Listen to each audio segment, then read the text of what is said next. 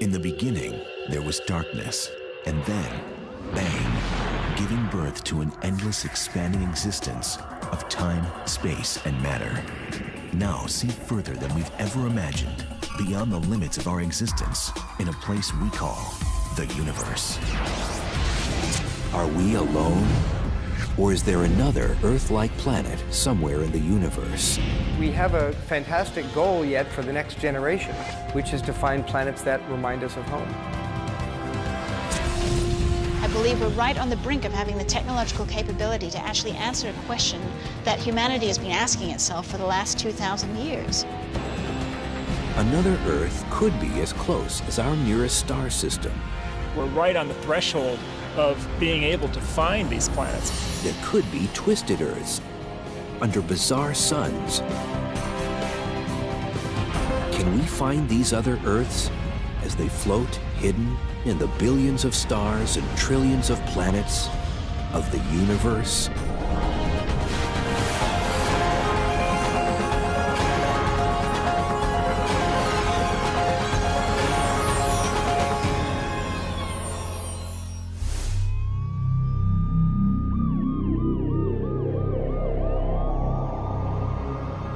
Is there another Earth in the universe?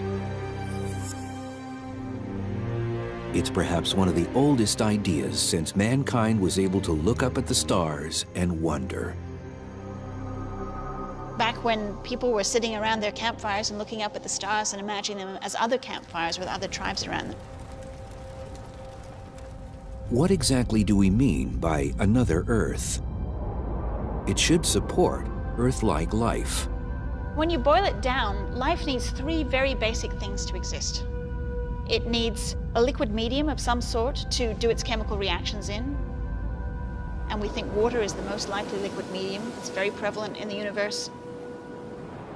We also need to look for the basic building blocks of life, the molecules that can help to put life together, the phosphorus in your DNA. And we need to have an energy source. It turns out that a terrestrial planet that has water on it pretty much has all of those things we need. Not all planets capable of supporting Earth-like life would have to be carbon copies of our own Earth. So you can think of it like a series of different types of houses. If you go into a city, for example, there will be grand mansions, and there'll be smaller, more modest little two-bedroom homes, and there'll be city studios and skyscrapers and so on and so forth. All of these house people, all of these can help house life. And so we think about that when we go out into the universe looking. We're going to be looking for houses of all different kinds and keeping our minds open as to what could support life.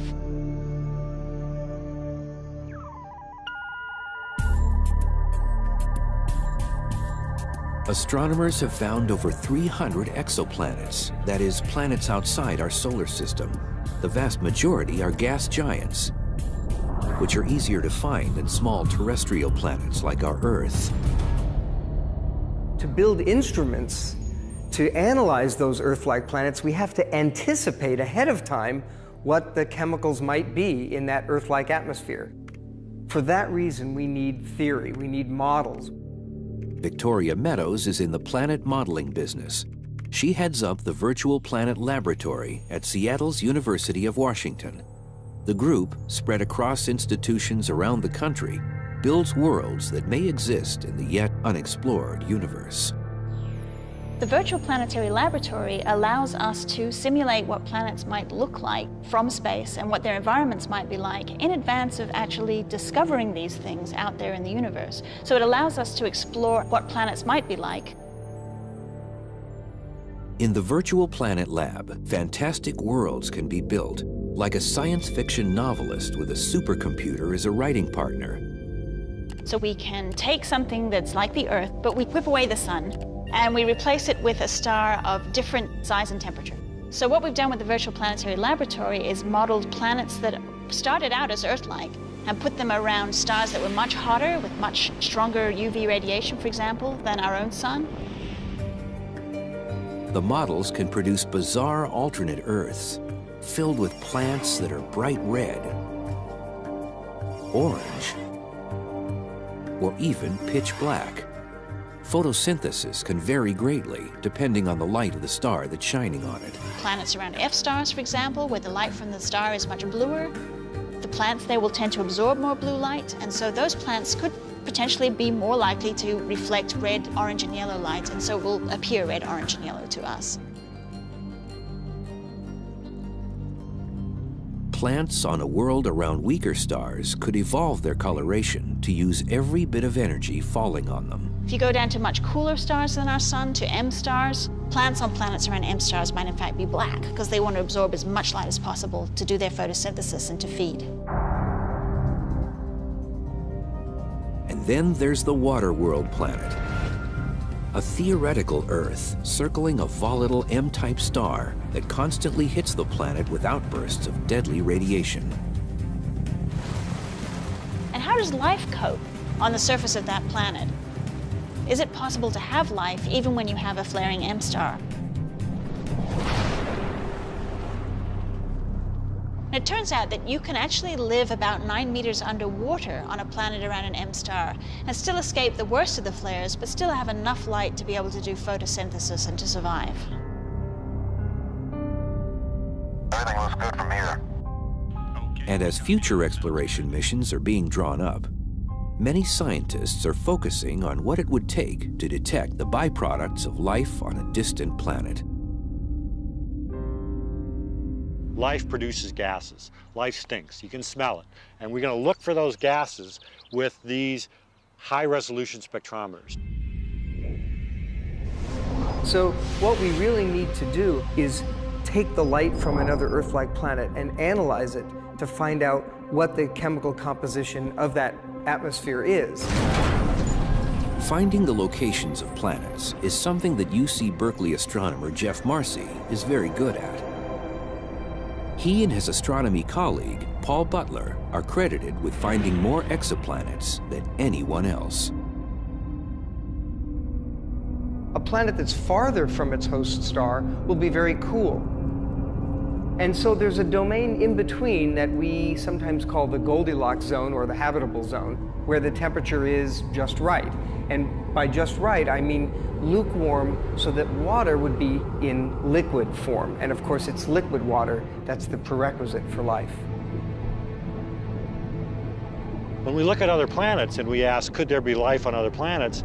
My first question is, could that planet support liquid water? Yes, I'm interested. No, I'm not interested. It all comes down to show me the water. Water is an amazing substance. We are frankly fortunate that the universe has something called water. It's the great cosmic cocktail mixer. Water is the critical stuff that allows the chemical reactions to take place that eventually lead to life. But this special zone where liquid water can exist varies from place to place.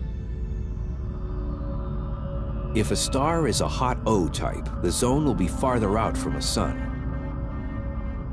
If it's a cool M type, the zone will be closer in. And it even changes with time. Stars are not stable. Even our own comfy habitable zone here on Earth will change in a few million years when our sun grows older and much hotter.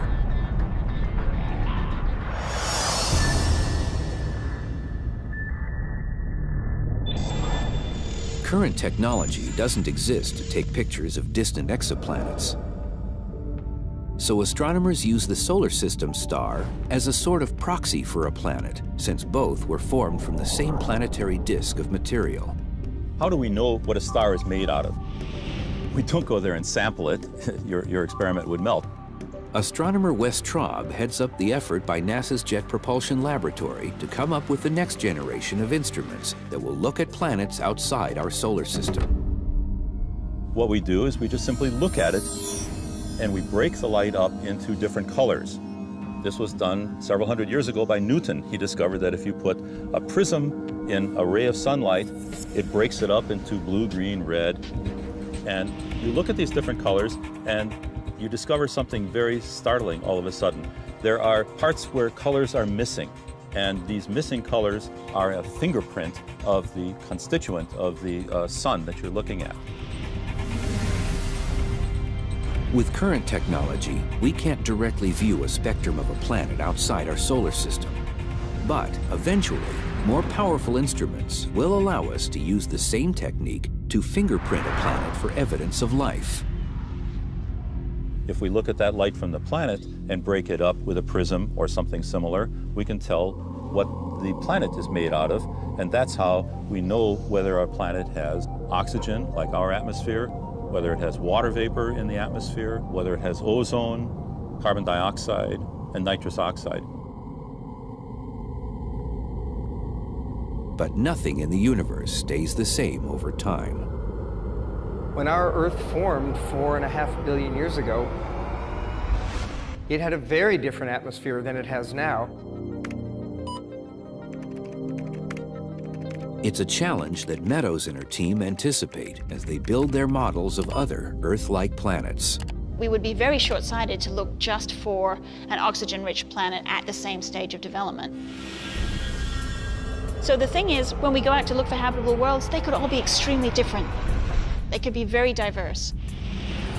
And if we find another Earth, what are the chances we'll find a civilization on it that we can communicate with?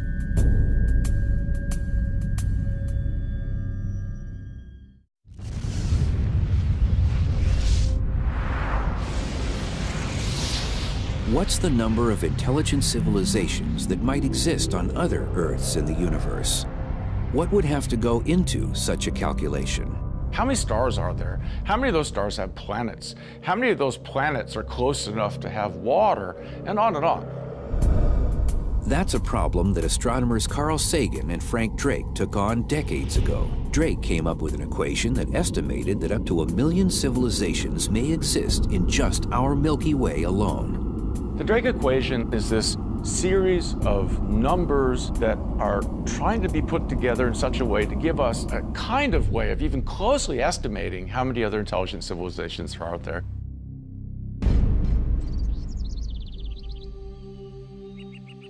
Peter Ward, a professor of biology and geology at Seattle's University of Washington, thinks the Drake equation greatly overestimates the number of advanced civilizations that could exist on other Earths in the universe. Ward and astronomy professor Don Brownlee's book, Rare Earth, explains why they think complex life, animal life like humans, may be rare in the universe. We began to think that it was just too simplistic, that there's other stuff involved.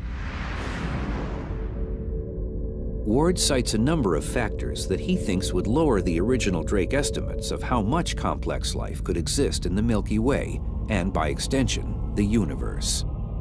First of all, plate tectonics. Plate tectonics is continental drift, and one wonders why would that have anything to do with the frequency of life on the planet?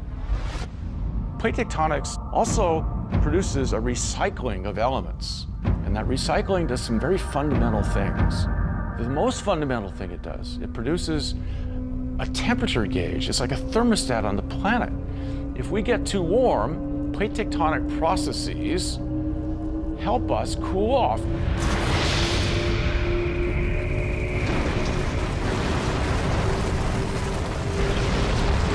Then there's the presence of metal on the planet. Secondly, if you want to be an intelligent civilization, you better have metal. Metal's hard to find on a planet like Mars or Venus. But plate tectonics rotates everything, causes cracks, up come the heavy metals. What else do we need? We need a good Jupiter. Having a gas giant like Jupiter, with its strong gravitational pull in the outer reaches of a solar system, protects the inner planets, those potential Earths, from frequent catastrophic impacts. And the reason is those Jupiters sweep up gravitationally the asteroids and the comets, flinging them away, allowing the Earth to survive without so many impacts by that debris. And so it's those protective Jupiters that allow life to proceed without impacts by these asteroids and comets that would cause mass extinctions, as indeed happened to the dinosaurs. 65 million years ago, an asteroid hit Earth and wiped out most of the dinosaurs on the planet. Those dinosaurs went out because Jupiter failed on the job and should have been fired. Bad Jupiter that day. It let one of these asteroids sweep by, but we've seen what it usually does. Comet Shoemaker-Levy that smashed into Jupiter at the last part of the last century. That's what Jupiter generally does. So good Jupiters are good things to have, and you can make equations for this.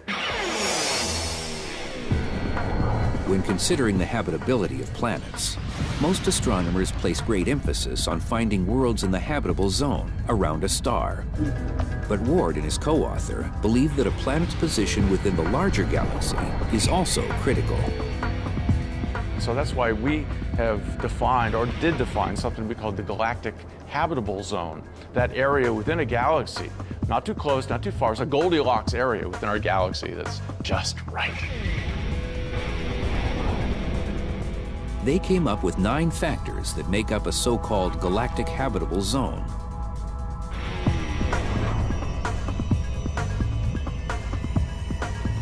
Earth's position in the galaxy is considered.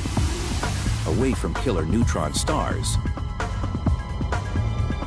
black holes, and deadly gamma ray bursts.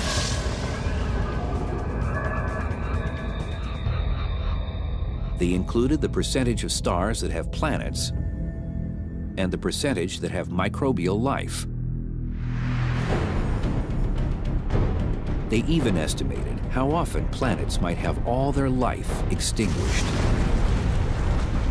Earth itself may have narrowly missed such an event in 1998. Then, a high-density star called a magnetar burped out a flare of deadly gamma rays, unleashing as much energy in 0.2 of a second as the sun will put out in the next 100,000 years. Luckily, the magnetar was located 20,000 light-years away from Earth. A really good question would be to ask, what would have happened had that magnetar that burped not been 20,000 light-years away, but 10,000 light-years away? Could there be a case where we had something within a few hundred light-years? If that were the case, new calculations suggest it could punch our atmosphere off, woof, in one burst. And you go, I can't breathe. Now that's catastrophic, and that is totally possible. Humans may be just a cosmic fluke in the universe. The optimistic assumptions of the Drake equation may just not hold up with what astronomers have learned in the past decades. The Drake equation was a fantastic construct, but it was done in the 1960s. We know so much more now. So we've added in stuff that wasn't known then. And I think it makes it more accurate, but ultimately it also brings down the numbers. And the million civilizations I do not think can be supported by current understanding. So how many other Earths supporting advanced civilizations does he think may exist in our Milky Way? I've been asked over and over to make a prediction, and I'd say, well, we know it's at least one. It's more than one, I think. But I think it's more than one, but way less than 1 million. Locating another civilization may happen as astronomers concentrate on looking for other Earth-like planets. But finding those Earths in the first place is a huge technical challenge for scientists. Unlike the stars that have been cataloged, planets can't be seen using current technology. A planet, when examined from light years away, is almost on top of its sun as viewed from outside our solar system. And to make matters worse, an Earth-like planet, even one many times larger than our Earth, reflects only an infinitesimal amount of light compared to its star. So here we have a bright star and a planet which is 10 billion times fainter. It's hard to imagine what 10 billion times really is, but the way many of us think of this is, suppose you have a firefly, a very small firefly, a very weak light, and suppose that firefly is orbiting around or flying around a lighthouse. And suppose you're trying to look at this firefly flying around this lighthouse from 3,000 miles away. That's something what it's like. Let's assume you could find that speck of a firefly from across the country, and then you had to figure out what that firefly is breathing by analyzing the gas it's exhaling. That's the challenge that faces an astronomer who first has to find a planet, then figure out how Earth-like its atmosphere is. But astronomers have figured out indirect ways to find extrasolar planets. If that were the star, and very bright, and this were the planet, and it moved in front of that star, the star would get dimmer, and you would notice that. It's called the transit method of discovering a planet, since it depends on seeing the travel or transit of a planet across a distant star. The amount of light it blocks when it's in front tells us how big the planet is. So we use that to understand whether it's a small planet like Mercury, a planet like the Earth, or a huge giant like that of Jupiter. And we use the orbital period and the temperature of the star to tell us if it's in the habitable zone. The orbital period is how long a planet takes to go around its star. Then we'd go on its way and come back again a year later and do it over again.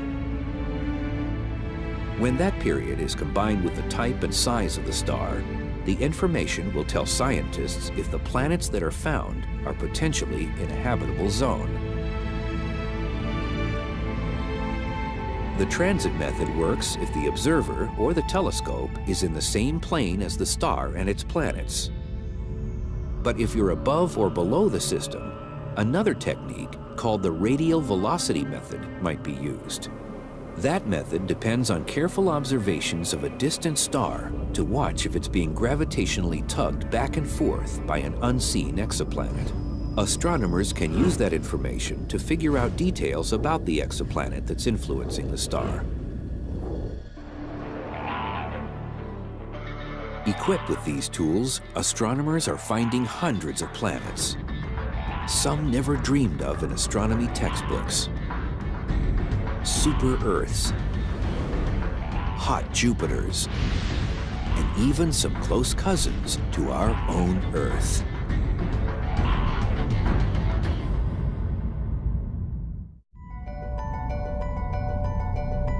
In the search for other Earths in the billions of stars in the universe, astronomers have found a relationship between the composition of a star and the probability that it may have planets, both Earth-like and otherwise. The stars that have heavier elements in them, the iron and the nickel and the silicon, have heavier elements for a good reason. Those stars formed out of molecular clouds in the Milky Way galaxy that collapsed down to form the star, and in so doing, left some placental material around them that eventually coagulated into the planets. So it makes sense that stars that formed with lots of heavy elements will form planets that also have lots of heavier elements. Astronomers call the proportion of heavy elements in a star its metallicity. But that doesn't necessarily mean it has a lot of metal in the conventional sense. Metal, for an astronomer, is any element that's heavier than hydrogen or helium. So in astronomer speak, lithium is a metal, sulfur is a metal, chlorine is a metal, and not just elements like iron, gold, and silver. An Earth-like exoplanet not only needs heavy elements in its composition and to be in a star's habitable zone, it also needs to be the right size to sustain life. Right size means it can hold on to its atmosphere and have plate tectonics and volcanoes, both considered critical to regulating a planet's temperature. To do all this, astronomers estimate that the smallest a planet can be is 1/3 of Earth's mass. On the high side, a habitable planet cannot be greater than 10 times our Earth's mass. The very existence of exoplanets has gone from theory to reality only in the last decade. A little over 10 years ago, we had no known extrasolar planets at all. The only planets we knew of were those orbiting our sun. And now we know of planets orbiting other stars. And of course, what's really exciting about these planets is that some of them may be habitable, and so there's a chance that there's life on some of them. Of the hundreds of exoplanets found, some may not follow the familiar blueprint of planets in our solar system. We've found these bizarre Jupiters that orbit very close to their star. They're blowtorched hot, and these Jupiters undoubtedly got close to their star by migrating inward. Sometimes the formation of a Jupiter-mass planet can be kind of a death knell for terrestrial planets in the system. And what if we had been unlucky enough to have such a Jupiter in our solar system? It would have slingshot the Earth right out of its orbit into the vast, cold darkness of outer space, and the Earth would eventually die off as a cold, dark hulk.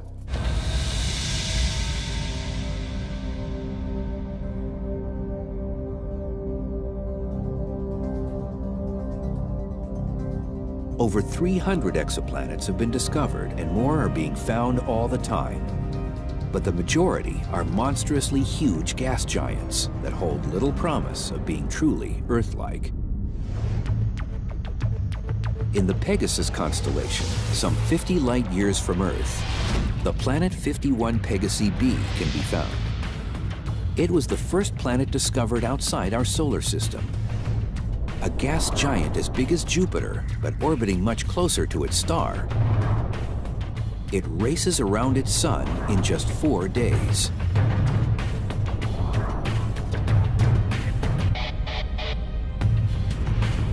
The planet 70 Virginis b is even farther away than Pegasi, at 60 light-years. It's 7.5 times as massive as our Jupiter. At first, it was believed to be in the habitable zone of the star, so it was nicknamed Goldilocks. Later calculations showed that it had an eccentric orbit that brought it to within 27 million miles of its sun, which is roasting hot, so it's no longer considered to be in a habitable range. The massive gas giant Trace 4 is over 1.5 times the diameter of our Jupiter, making it the largest planet found so far. It's 1,400 light-years from Earth. This gas giant, even though it's much larger than Jupiter, only has a little over 3/4 of its mass. It's a hot Jupiter, zooming around its sun in only 3.5 days.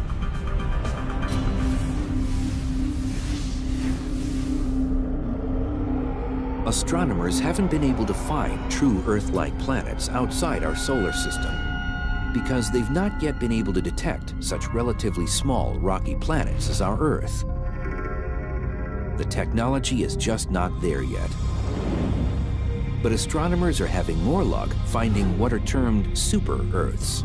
People actually being able to discover planets that could potentially be in the habitable zone around other stars. And one classic example of this is a planet called Gliese 581c. The Gliese 581 system is located about 20.5 light-years from Earth in the Libra constellation. Gliese 581c has 5 times the mass of our Earth. There were hopes that 581c would be the first Earth-like planet found in the habitable zone of a star, but that turned out to be wrong. Probably it's a little bit on the wrong side of the fence. So that one, instead of being a super-Earth, is probably a super-Venus. It's like our own Venus, way on the hot side, with possible 600-degree temperatures, but also more massive than Venus. But Gliese 581c has a relative a little farther out and cooler. It's named Gliese 581d. And this one is at the far back end of the habitable zone, where it's quite cold. When you initially look at it, you think, well, maybe that's a bit too cold. But it turns out that if the planet potentially has enough greenhouse gases, it might be possible to make that planet warm. Another promising Earth-like planet may be HD 69830d. This is a big planet, 17 times the size of our Earth.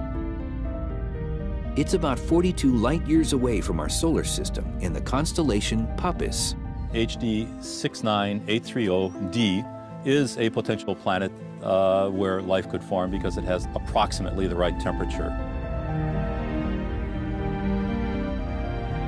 The planet could have a temperature between that of Venus and Earth, and it has a close to circular orbit, meaning it won't get toasted by close encounters with the star it's orbiting. So you can have liquid water. The mass of the planet is maybe not so good. It's about 17 times the mass of the Earth, which could be a solid ball of rock, or it could also be a gas ball like Neptune in our solar system. When NASA's able to fly future planet-finding missions, it's expected that astronomers will be able to get a spectrum that will give us much more information about the composition of the planet. They may be able to figure out if the planet has a solid surface, or that it's a water world, or perhaps something else entirely. The search for other Earths has taken astronomers light years from our neighborhood in space. But could another Earth exist in our own solar system?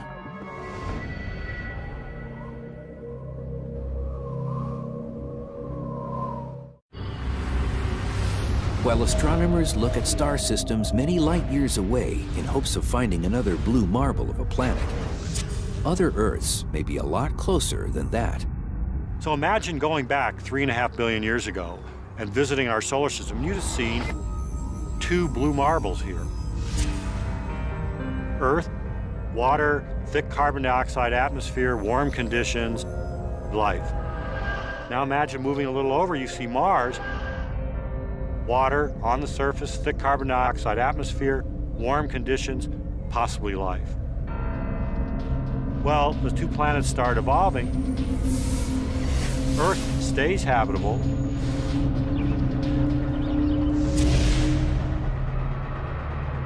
Mars doesn't. Both Venus and Mars are just on the edge of the Goldilocks zone of habitability. Both may be cases of failed Earths. Once you fall off that path, you may never be able to come back. Mars is a lesson for what you need to maintain habitability for a long time. And the answer, we think, turns out to be big. You have to be as big as the Earth to maintain habitability for a long time. Mars is too small. Being too small, it has no way to recycle its elements and has no way to hold on to its atmosphere for a long time. So size matters. And while Mars is now too cold, Venus, our other would-be Earth, has the opposite problem. It's too hot. It was a little bit too close to its star, too close to the sun. It got hot and it stayed hot. And so all the carbon dioxide, the CO2 and so on, that formed on Earth, formed also on Venus. But on Earth, it was incorporated into rocks. On Venus, it stayed in the atmosphere. And the atmosphere basically is global warming to the nth degree. Sunlight comes in and it just doesn't leave. That planet is like the inside of a pizza oven. Venus failed because it was born in the wrong place.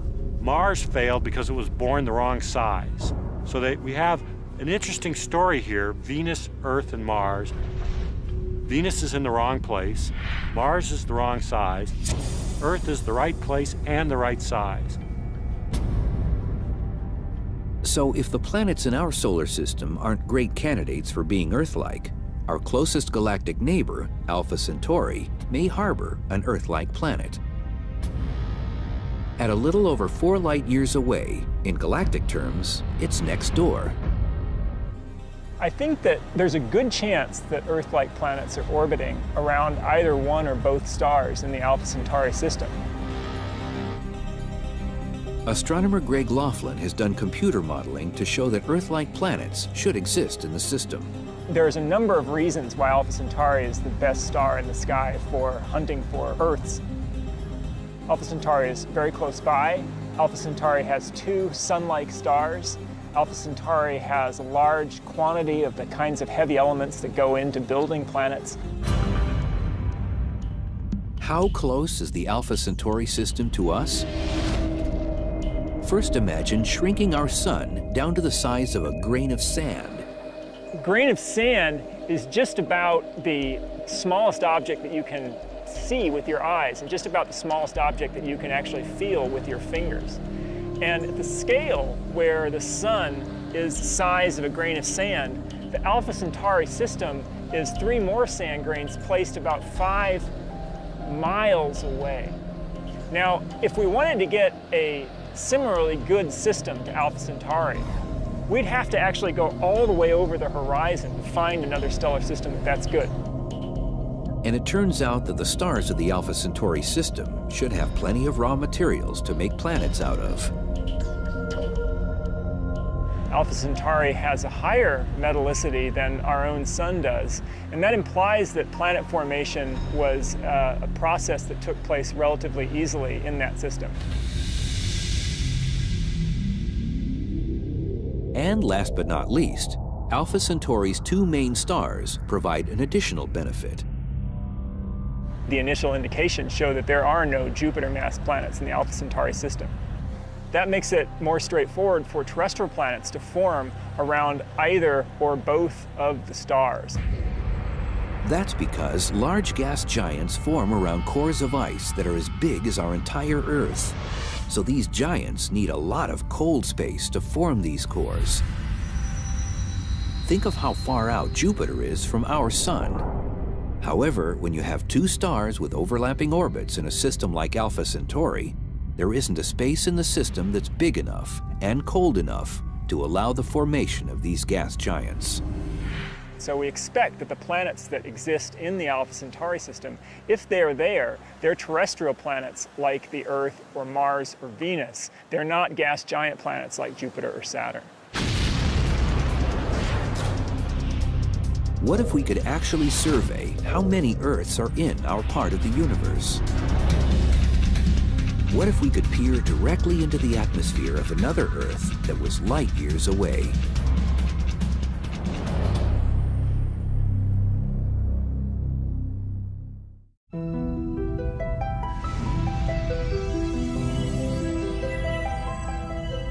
In order to find another Earth, astronomers have to eventually overcome the huge technical challenges of how to view a distant planet.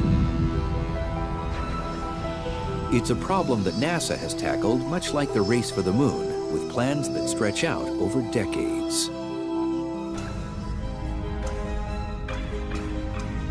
The first exoplanet-finding mission will be Kepler, which launches in 2009. The NASA survey project is named after the 17th century astronomer Johannes Kepler, who discovered the laws of planetary motion. What Kepler will do is so utterly simple and yet extraordinarily powerful, it brings tears to my eyes. What Kepler will do is simply be a space-borne telescope and stare at the constellations Cygnus and Lyra, taking picture after picture after picture, with the goal of looking for stars that dim when an Earth-like planet blocks some of the starlight.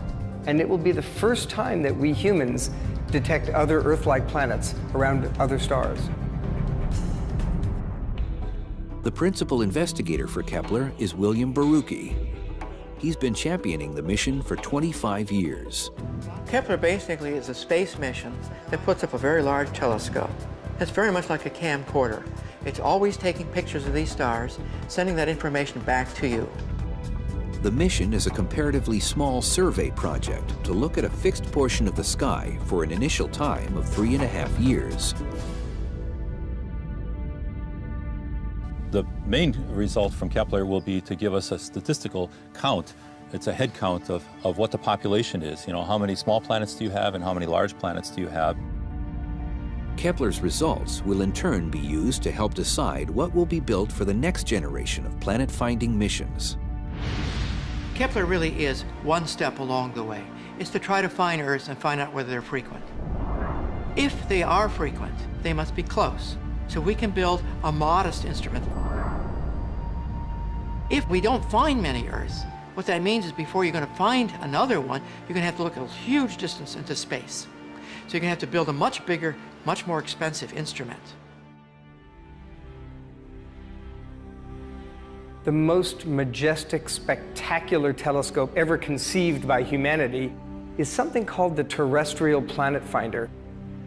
It will be an enormous telescope in space, frankly probably costing several $1 billion, but what it will do is absolutely unique. It will be the first telescope to take pictures of other Earth-like planets.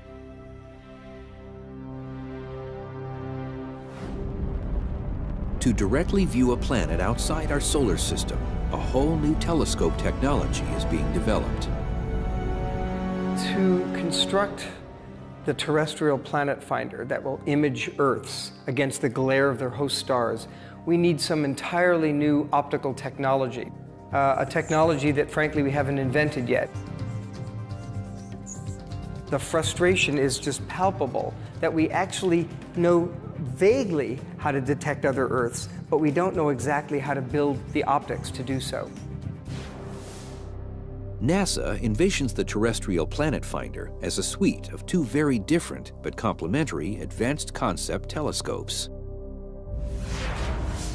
The first, the Visible Light Coronagraph, consists of a large optical telescope with a mirror at least 100 times more precise than the Hubble Space Telescope. A coronagraph is a single telescope which collects the light from a star and focuses the light at the back end like a normal telescope. Except at that point, we block the light from the star and we try to let the light from the planet come through. By doing this, you cancel out the scattered light in the instrument, and so you allow yourself to be able to look at this planet which is 10 billion times fainter than the main star. The second Terrestrial Planet Finder mission will be an interferometer. An interferometer works by taking the light from a star that comes in and capturing it with two telescopes, sometimes more. And this combined light can be arranged in such a way that the light from the star disappears. That's good in the sense that you now can look at the planet that's next to it, and the light from the planet does not disappear. That's the magic of an interferometer. To get all this done, new levels of precision in control and command technologies need to be perfected. Something that could take years to develop.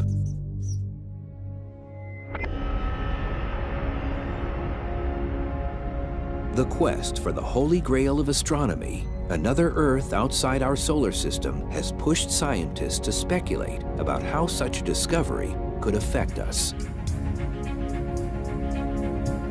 I think if we find another Earth out there, that's going to have an enormous impact on society. I think to know that we are not alone, that we are one of many potential sites for life, I think will cause a huge paradigm shift in people's thinking.